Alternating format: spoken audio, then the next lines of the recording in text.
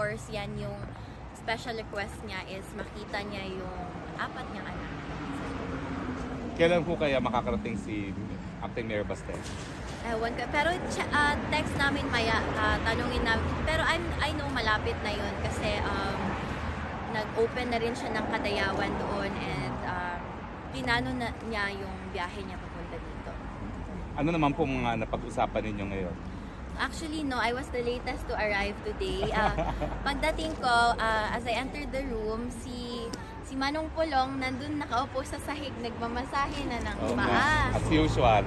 Kasi nag-crash course talaga siya ng masahe, di ba? So, sabi niya, isog kayo ni, pero he has a big heart for his family. So, ayun, pagpasok ko, nagmamasahe sa papa namin si Manong Pulong, and then si VP naman, she was briefing him sa mga updates sa mga kailangan niyang malaman. So, we talked a bit about politics kasi syempre that's his interest. Sinabi ni VP about yung mga ghost projects. Flood control. Flood control. Anong sabi po ni Tatay Digong? Ayun, madami siyang tanong about it, but of course, may limits din sa pwede naming pag-usapan dun sa loob.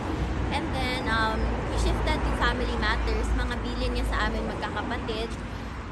Of course, may instructions siya sa bawat isa, especially kay Manong as the eldest son.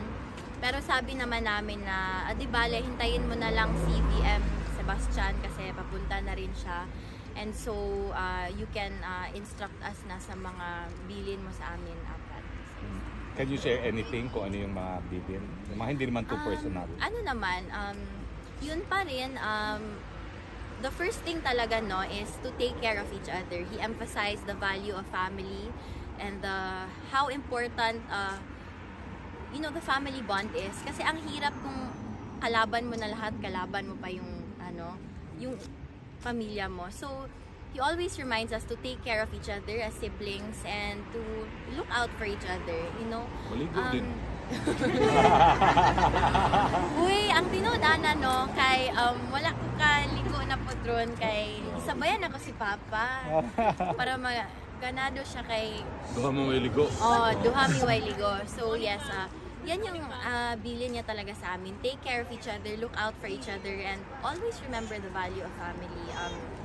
Do not stray away from his teachings. Kung ano yung mga sinasabi niya, yun yung dadalhin namin hanggang. And do your thing daw. Do my thing. Hindi mo daw kailangan ng signature. Okay. Kaya mo daw yan. Okay. With the marching order,